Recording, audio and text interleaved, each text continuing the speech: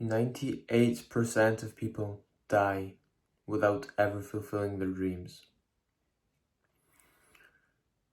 That's a scary fact, and that's why I wrote a newsletter about this very thing last Saturday. And today's video is inspired by this newsletter because I think it's a topic worthy of speaking about. And I'm just gonna save you reading the newsletter. Although if you do want to read future editions, I will leave a link to my newsletter below because I put quite a few hours into this and I'm quite happy how it turned out. So 98% of people, like I said, die without ever fulfilling their dreams. That's not even just a majority, that's almost everyone. And I honestly think that this should actually drive you more rather than discourage you. And the reason I say this is three things, okay? First of all, you're only here once, right? Depending on your beliefs and your religion, spirituality, you're only here once, right? Why wouldn't you go after your dreams when you have one chance at this? I mean, would you rather die knowing that you really tried? Or would you rather die not knowing what you could have done? Because personally, I would just rather actually try and die knowing I fully tried rather than just die without ever even trying anything and regret not trying anything in the first place. 2, think about this one, okay? Have you ever heard of anyone who actually devoted their whole life to something and they didn't achieve their dreams? Because I say this often, but I just really want to keep saying it because I think it's something that's really quite powerful. How can it possibly not work out if I don't give up? And the same thing goes for you. If you really just develop this mindset and have this belief, I truly think you can go incredible places because that's when you really start persisting. And with persistence, there are so many benefits. Obviously. However, people think that they need to find something they're passionate about and they keep hopping opportunities and looking for the next big thing. Now, I'm an advocate of actually finding something you're good at, you like, and you can be paid for, and doing that, and that being your purpose. However, some people just hop from thing to thing trying to find their passion. Where the thing is, most times passion comes from mastery and being good at something. And being good at something requires dedicated effort and doing that thing consistently over and over and becoming good. And you can't possibly do that by hopping from thing to thing. Third thing I wrote here is that of those 98% of people, I have a very strong reason that most of them don't take any real action in their lives to actually get towards their goals. And I'm going to outline the 5 reasons. Obviously, there's more different ones that I believe people don't actually fulfill their dreams, either giving up or just failing. And I'm going to go over those 5 reasons just shortly. And the third thing I said about how 98% of people don't fulfill their dreams, which is shocking. However, I think it becomes less shocking when you do consider how many of those people never actually took any real action to actually get towards and achieve their goals. And I wrote here, there actually is no need to imagine, because I have some stats here. And this is one of the reasons I've got this pulled up here, so I can actually look at the stats and not lie and remember them, right?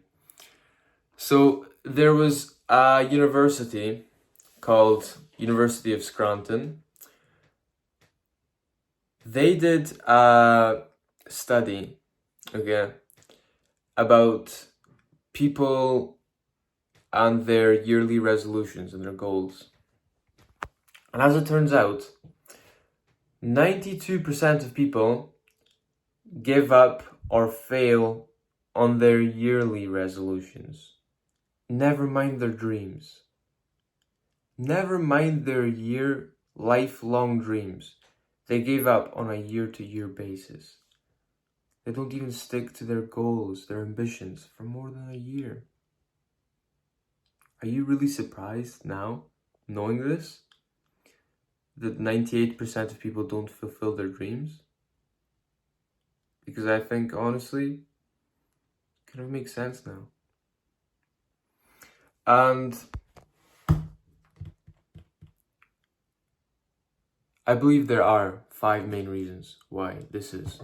That only 2% of people actually fulfill their dreams.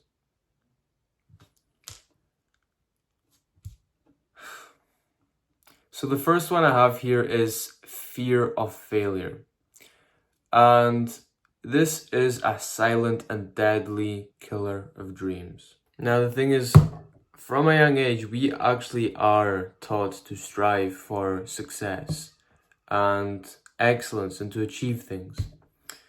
But I believe that over time, we are conditioned and we have this implicit message that failure is unacceptable, ingrained in our psyche.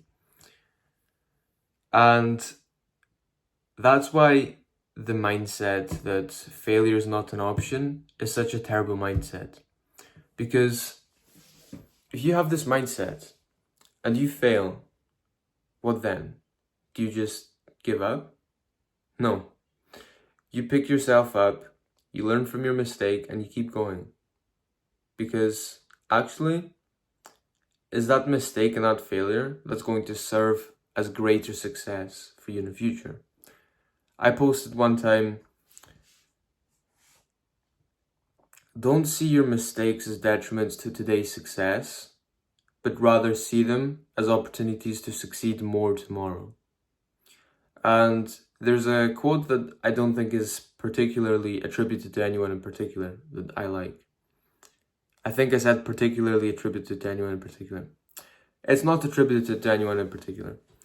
And it's that success comes from experience, and experience comes from failure. And that's because failure just gives you this wisdom and experience of being able to see things from a different lens, see things differently, be able to take different decisions, better decisions. And in the future, that's ultimately how you succeed and how you can maintain that success.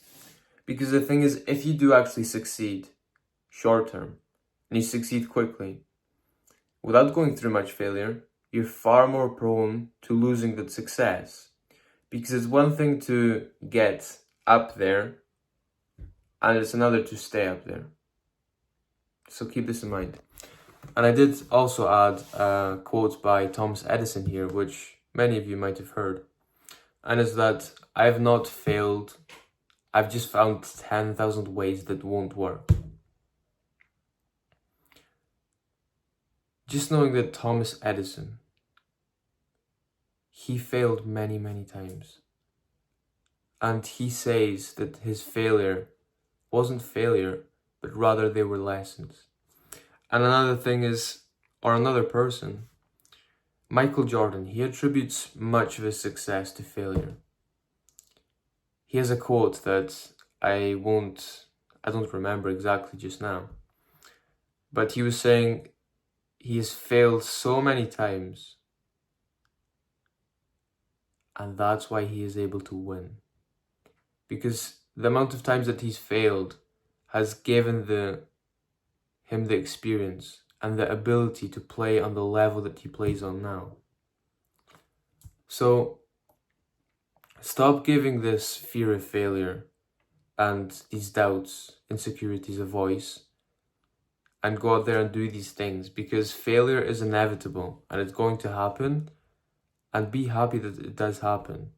See your failures and mistakes as opportunities to grow and succeed more tomorrow. The second thing I put there, and just to finish off the fear of failure, remember that there are only two options. You succeed or you learn. Remember this in your mind and have this kind of mindset. The second thing was procrastination and distractions, which obviously has become increasingly prevalent in today's society with the rise of TV, social media, and everything else. People are constantly in a battle and a war for their attention, and they don't even realize it because it's all subconscious or unconscious rather. And even when people do actually decide to take the action and they're aware of this, they're too caught up on or in what 21-year-old millionaire Mike is doing away in Miami, right? Watching YouTube, seeing this guy doing whatever it is, or watching top 10 side hustles in 2024 videos.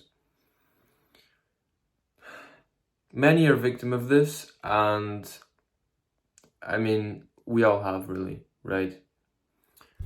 I did also make a long thread on this, on detoxing your mind, which is potentially something I could make an individual video about, but I will go through in detail how to actually achieve your goals just shortly. Although, look into doing a detox, a dopamine detox. You can type it up on YouTube. And ultimately, if you want to actually achieve success, you have to first unplug. Or if you want to achieve mastery or pursue it, you have to unplug from the very thing that's stopping you from achieving or pursuing it, right? Because it's no point trying to apply more force when there's friction slowing you down. You are far better off first removing this friction, that is all these distractions in your life, before you try and apply more force. Optimize your life and apply leverage. And the thing is, this isn't even applying leverage, this is the very basic foundations. Just removing the distractions, because only then can you actually start leveraging things. When you are being distracted all the time and you're on social media, you are the one being leveraged by these big social media companies. Take some time to go out in nature, talk to your family. Those are just some really simple things, but there are and is a specific protocol. I say is, there are different protocols for doing a dopamine detox. And remember, this is not a challenge, it's about change. Okay? It's a long-term thing. Don't burn yourself out. Actually take a proper step back so you can set yourself up for success. This is you making the foundations. And there was something, I think, I may be wrong, Jesus said to someone in the Bible about building a house on sand and how you shouldn't, because obviously you're not going to form strong foundations building a house on sand. And it's the same thing here. The third thing I put here is a short-term mindset and comparison, comparing yourself to other people. Now, I did also list 2 things that this involves. So I wrote, life is a marathon, not marathon is a life. Life is a marathon, right? It's not a sprint. And also, it's not a competition, okay? And you shouldn't be looking into other lanes, but rather focusing on yourself. And this means two things I put here. A short-term mindset comes with many dangers, and that's that obviously you're going to make impulsive decisions for short-lived gratification, right? Life is a marathon and you want to set yourself up for success. Do not chase material success, because believe me, you cannot replace on the exterior that which you do not have in the interior. Let me just say that again in case I didn't pronounce it very well. You cannot replace on the exterior that which you do not have on the interior. What that means is, do not chase extrinsic rewards. Do not be extrinsically motivated and chasing material success, because long term, these things are not going to bring you fulfillment. What's really going to bring you fulfillment is pursuing things that have meaning to you, purposeful endeavors, helping your family, giving back to society, inspiring people. The second thing I have here is, like I mentioned, comparing yourself and looking over into other lanes, right? And the thing is, this is far too easy in today's world, far too easy to do in today's world. Because with a few clicks, you can just go on Instagram and see all the people who are out in Dubai or out in Miami, whatever it may be. And Theodore Roosevelt, I hope I said that right. She said, comparison is a thief of joy. And really it is. I mean, I'm not sure how many of you have seen the photo of a guy. This is just an example of what was in the photo.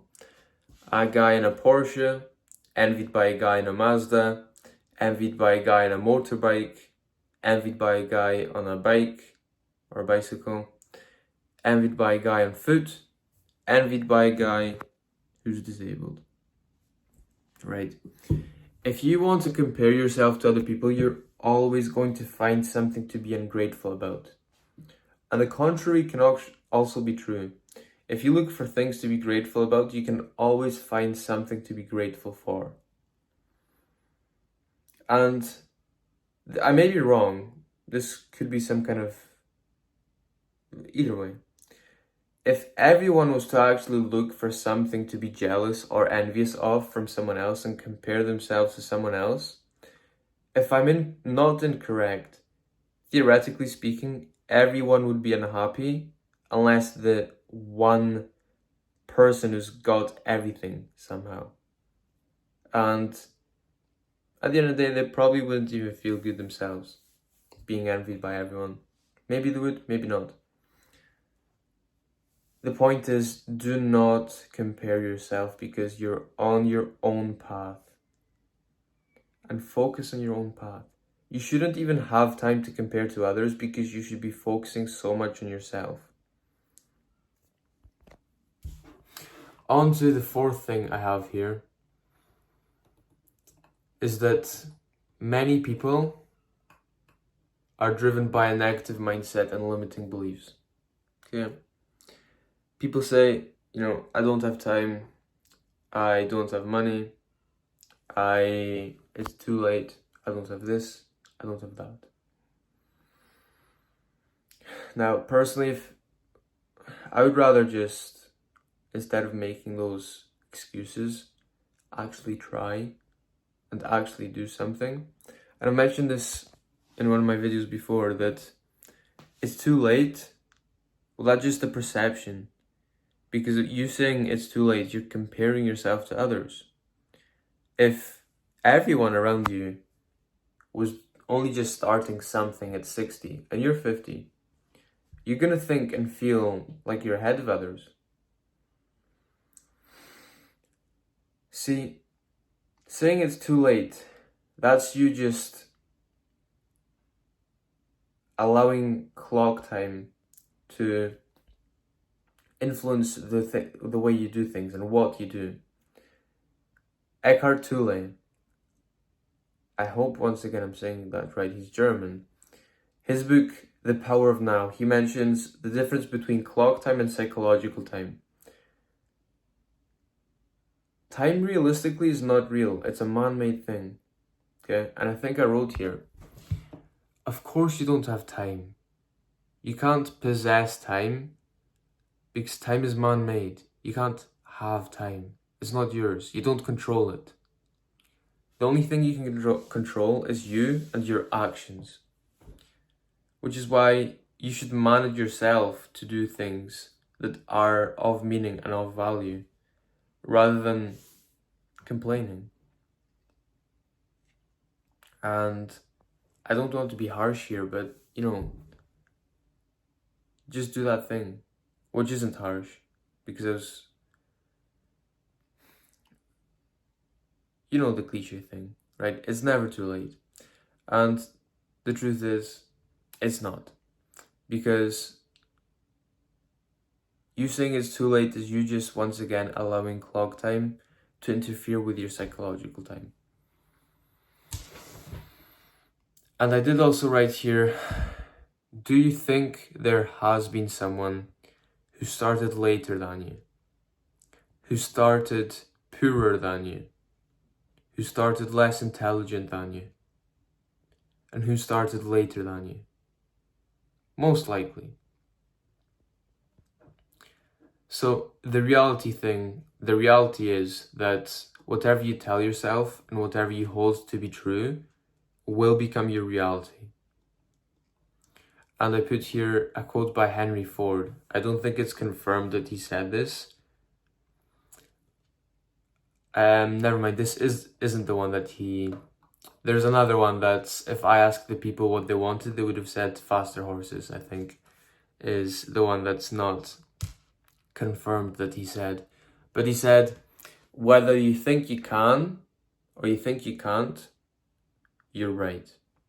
And that's because if you truly believe you can, you will find ways to make sure you can, and you will. And there's a book which I've not read. It's called The Expectation Effect, which speaks about how things you expect to happen are far more likely to happen. For example, people taking medication and they believe and expect it will work are far more likely to feel a relief of pain, and it's far more likely that the medication will work for them simply because they believe it will happen. Now, this goes far deeper than just medication, and even people who are paralyzed or were paralyzed were far more likely, and I say likely as if this is something you can measure. I don't think it is. But those people who actually believed they could made it happen, because there have been some incredible stories where people who were told they would be paralyzed for life ended up coming back and just walking, right? Obviously it took time, wasn't a miracle, but they believed it would happen and they made it happen. And I did write here, oh no, that's actually for the next thing.